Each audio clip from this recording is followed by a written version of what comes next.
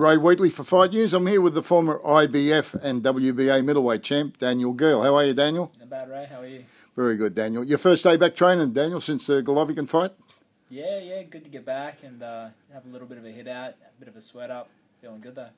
A little holiday in the way with your family? Yeah, a little bit of a rest. It was, much needed. The family enjoyed it.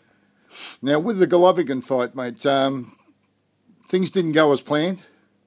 Your thoughts on Gennady Golovkin? Very tough and cut the ring off very well when you fought him. Yeah, definitely. It didn't go as planned. We expected a tough fight. We knew, Golovkin had, a huge amount of power. He's shown that in previous fights, and we had our own game plans. They didn't work as well as we would have hoped. It's going to take a pretty good fighter to be able to beat him. I mean, the guy definitely does have power.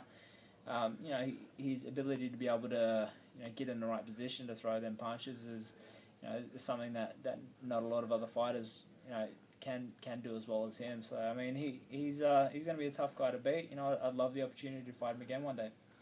Do you think any of the super middleweights could beat him? Carl Froch or Andre Ward? Yeah, I believe so. Yeah, I mean he's definitely one of the top middleweights. Stepping up a weight division is a different story. Against the bigger guys, I don't think he's going to have as much of an advantage as he does in the middleweight division. So, it would be interesting. Would be interesting, yeah. So those fights might happen later on. Freddie Roach said last week on Fight News that he felt that Daniel Jacobs and Peter Quillen could be interesting opponents for Golovkin. Yeah, I mean, your thoughts? Yeah, they mightn't be too bad. I mean, they both moved really well, and it could be interesting that they could make it a little bit harder. I guess for Golovkin to land those power shots, but I mean it's hard to say, and it'll be worth watching as well. Hopefully those fights do come off. There's a lot of people in boxing that are comparing Golovkin with the great Marvin Hagler. He's right up in that class. Do you feel he's up there? I mean, he's definitely been proving it.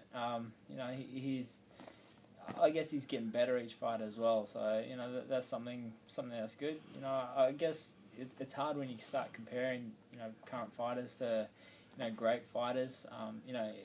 They've probably got a little bit more to prove before they sort of break into that great category. So it'll be interesting to see how he progresses. And like I was saying before, I'd love to have another crack at it. In that fight, in the third round, when you hit him with a nice right hand, and almost at the same time he let go with his own right hand, which connected, put you down. You got up and shook your head. Were you shaking your head mainly because you were more disappointed on being down? I was extremely frustrated. I was annoyed at myself, and I guess it was just a reaction, from being knocked down. I believe I was pretty quick to get up. I didn't take a long time to get up, so I wasn't devastatingly hurt. Yeah. Don't get me wrong, it was a good shot. He could have hit a good punch. But I could have definitely went on. It was a little bit sort of frustrating that it got pulled up that early. But I'm not a referee, and that's not my job to make those calls. But whether it would have went on for another few rounds or would have finished the fight, who knows now? It's all history. But I would have loved the opportunity to keep going. Former victims of Golovkin, Gabe Rosado and Matthew Macklin, are back winning fights, Curtis Stevens included. Curtis Stevens is going to get shot at the #1 IBF position very soon. It won't be long before you're back in the ring, rebuilding your career. Definitely. I'll be back in there as soon as I can. I'm back training, and I'm hungry. Definitely hungry. That fight, I believe was against the best fighter in the middleweight division. Yeah.